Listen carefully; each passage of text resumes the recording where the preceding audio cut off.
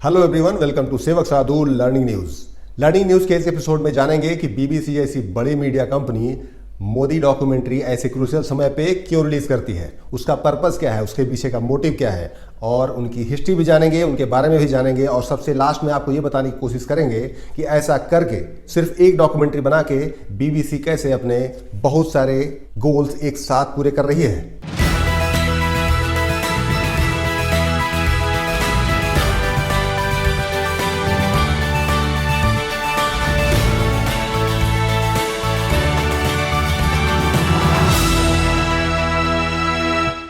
Subscribe now and press the bell icon.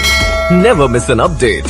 BBC मतलब British broadcasting corporation. इसकी शुरुआत England से होती है 1922 में। लगभग ये कंपनी अपने 100 साल पूरे कर चुकी है। दुनिया के लगभग सभी बड़े देशों में इनके ऑफिसेस हैं और 10 से ज़्यादा लैंग्वेजेस में आज की डेट में ये मीडिया की न्यूज को प्रसारित करते हैं। ये एजेंसी आज की डेट में टेलीविजन, रेडियो और ऑनलाइन अपना प्रोग्राम चलाती है और ये कंट्रोल्ड और गवर्नड होती है रॉयल चार्टर्ड नाम के एक बिल से, जो इंग्लैंड में साइन किया जाता है रॉयल फैमिली की तरफ से। वो भी इसलिए जिससे इसमें पॉलिटिकल इन्फ्लुएंस को कम किया जा सके और न्यूज अपनी निष्पक्षता बनाए रखे। ये रॉयल चार्टर क्या है, इसके बारे में भी थोड़ा ब्रीफ में बताते हैं। ब्रिटेन का जो राजशाही खानदान है वो एक डॉक्यूमेंट रिलीज करता है जिसके तहत बीबीसी का पूरा काम चलता है, जिसमें इसका पर्पस, गवर्निंग स्ट्रक्चर और सारी एक्टिविटीज को कंट्रोल करने के लिए लॉज लिखे जाते हैं। इसकी खास बात यह है कि हर 10 साल में इसको रिव्यू किया जाता है। रॉयल चार्टर को लास्ट टाइम रिव्यू किया गया 2016 में, और हर 10 साल में इसको इसलिए भी मॉडिफाई किया जाता है जिससे करंट मॉडर्नाइजेशन के हिसाब से, सिचुएशन के हिसाब से इसमें जरूरी बदलाव किए जा सके। और 2016 के रिव्यू में कहा गया कि बीबीसी इन्फॉर्म करेगा, एजुकेट करेगा और लोगों को इंटरटेन करेगा अपनी सर्विसेज से। बीबीसी ने वर्ल्ड वार 2 के समय में microwave early warning system install किए थे ब्रिटेन की चारों तरफ, जिससे जर्मनी के आने वाले प्लेन्स के बारे में इनको अर्ली जानकारी मिल सके। साथ ही बीबीसी ने वर्ल्ड वार 2 के समय में बंकर से भी अपनी सर्विसेज प्रोवाइड की थी, जो कि न्यूक्लियर अटैक के समय में यूज किए जा सकते हैं। इतना ही नहीं, बीबीसी ने एक सीक्रेट सोसाइटी भी बना रखी है जहां पे अपने रॉयल व्यूअर्स को रखते हैं, जिसके मेंबर्स को कुछ ऐसी अननोन फुटेज भेजी जाती है जो आम पब्लिक के लिए अवेलेबल नहीं रहती है। इतनी पुरानी एजेंसी, इतने बड़े तामझाम और इतनी रिस्पॉन्सिबिलिटी, दुनिया को लीड करने की गारंटी देने वाली कंपनी ऐसा क्या काम करती है जिससे दुनिया में इसके अगेंस्ट में बहुत सारी कंट्रोवर्सीज खड़ी हो जाती हैं। अब हम दुनिया में क्रिएट की गई बीबीसी की कंट्रोवर्सीज के बारे में भी थोड़ा ब्रीफ में जानते हैं। 2003 में एंड्रू गिलिगन नाम के एक डिफेंस करेस्पॉन्डर ने इस बात को क्लेम किया कि ब्रिटिश गवर्नमेंट ने इराक में न्यूक्लियर वेपन्स की खबर को बहुत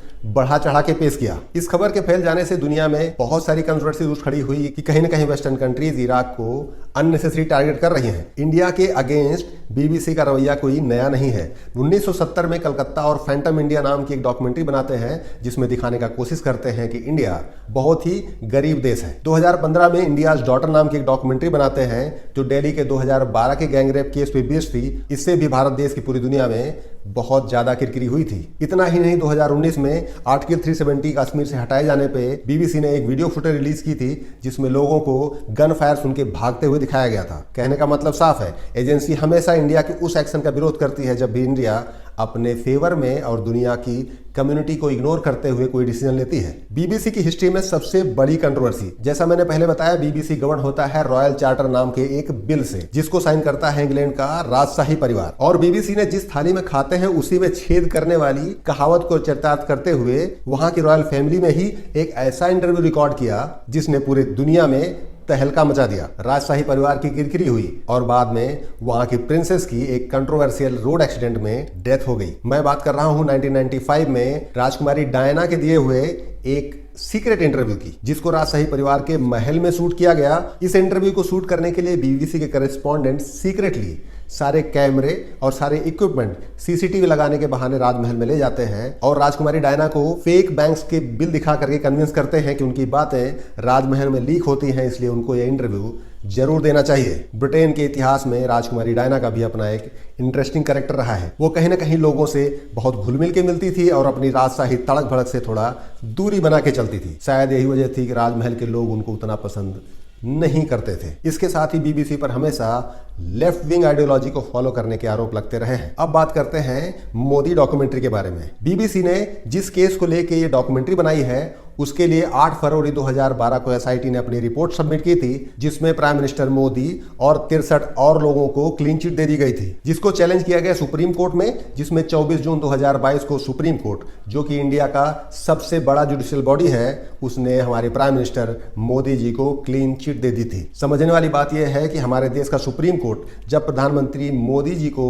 क्लीन चिट दे चुका है, तो बीबीसी इस तरह की डॉक्यूमेंट्री बना के नई कंट्रोवर्सी क्यों खड़ी कर रही है। जैसा हम सभी जानते हैं, G20 की प्रेसिडेंसी इंडिया को मिली है और देश के लगभग सभी शहरों में बड़े प्रोग्राम्स ऑर्गेनाइज किए जा रहे हैं, जिससे भारत की साख पूरी दुनिया में एक बार फिर से बढ़ने लगी है। हमारे प्रधानमंत्री पहले ही पूरी दुनिया में एक वर्ल्ड लीडर के तौर पर जाने जाते रहे हैं। इसके साथ ही भारत आज पूरी दुनिया में सबसे बड़ा डेमोक्रेटिक देश होने का दावा भी ठोकता है, जिससे इनको प्रॉब्लम होना लॉजिकल बात है। एक और इम्पॉर्टेंट बात जिसकी वजह से बीबीसी को मिर्ची लगी है, वो है इंडिया की इकोनॉमिक ग्रोथ। एक समय था जब भारत अंग्रेजों के गुलाम हुआ करता था और आज की डेट में इंडिया की इकोनॉमी यूके की इकोनॉमी को बाईपास कर चुकी है। कहने का मतलब इंडिया की इकोनॉमी इतनी बड़ी हो गई है कि यूके कहीं पीछे छूट गया है। ये एक ऐसी खबर है जो बीबीसी जैसी बड़ी एजेंसी जो यूके के लिए हमेशा काम करती रही है, उसके लिए ना हजम होने वाली बात है। तो बीबीसी की इस कंट्रोवर्शियल डॉक्यूमेंट्री का सबसे पहला मोटिव इंडिया को डिफेम करना, वो भी ऐसी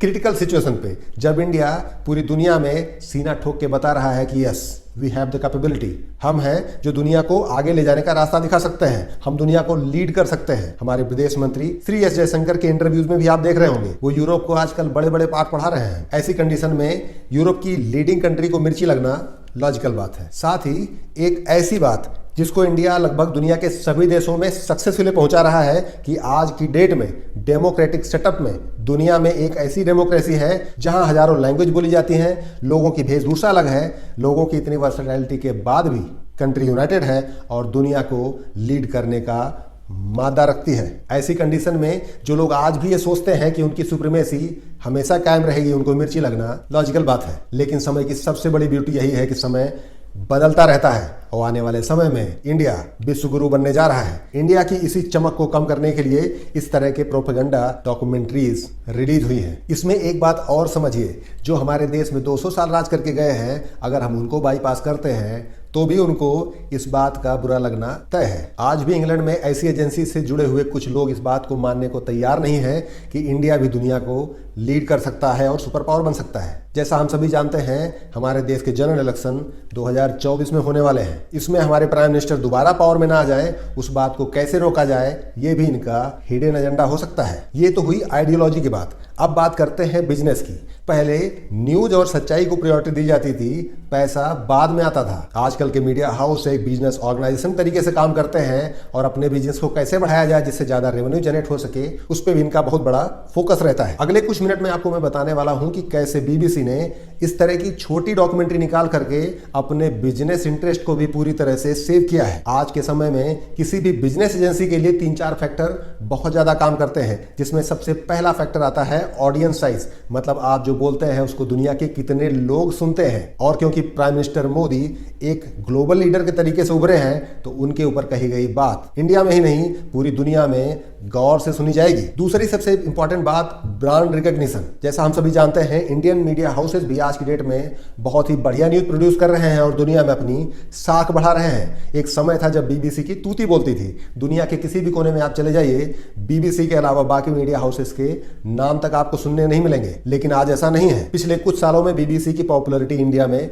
घटी है। लोग बीबीसी को भूलते जा रहे हैं। उसको भी कैटर करने के लिए बीबीसी ने अपनी चाल चली है। हम में से बहुत सारे लोग बीबीसी का पिछले कुछ दिनों से नाम तक भूल गए थे। इस डॉक्यूमेंट्री के बाद BBC talk of the town हो गया। जो लोग बीबीसी के बारे में क्यूरियोसिटी नहीं रखते थे, आज फिर से बीबीसी के नाम को अच्छी तरह से जानते हैं। एक तरह से ऐसी कंट्रोवर्शियल एक डॉक्यूमेंट्री के चक्कर में बीबीसी का ब्रांड रिकॉग्निशन ऑटोमेटिकली बढ़ गया है। तीसरा सबसे इंपॉर्टेंट पॉइंट, हर मीडिया का ये फोकस होता है कि ज्यादा से ज्यादा लोग उसकी खबर से इन्फ्लुएंस हो। बीबीसी ने वही किया है। ऐसी डॉक्यूमेंट्री रिलीज करने से इंडिया में रहने वाले बहुत सारे लोग जो प्राइम मिनिस्टर मोदी को पसंद नहीं करते हैं, उनको इन्फ्लुएंस करने के लिए बीबीसी को एक बहुत बढ़िया मौका मिल गया है। अगर हम इन सारी बातों को समराइज करें तो बीबीसी ने सिर्फ एक डॉक्यूमेंट्री रिलीज करके अपने बिजनेस एस्पेक्ट को भी स्ट्रॉन्ग कर लिया है, अपनी पॉपुलैरिटी बढ़ा ली है, लोगों को इन्फ्लुएंस किया है और इस वजह से उसका रेवेन्यू भी ऑटोमेटिकली बढ़ गया है। क्योंकि आज के समय में आपकी पॉपुलैरिटी, आपका इन्फ्लुएंस वही सबसे बड़ी पूंजी है और उसको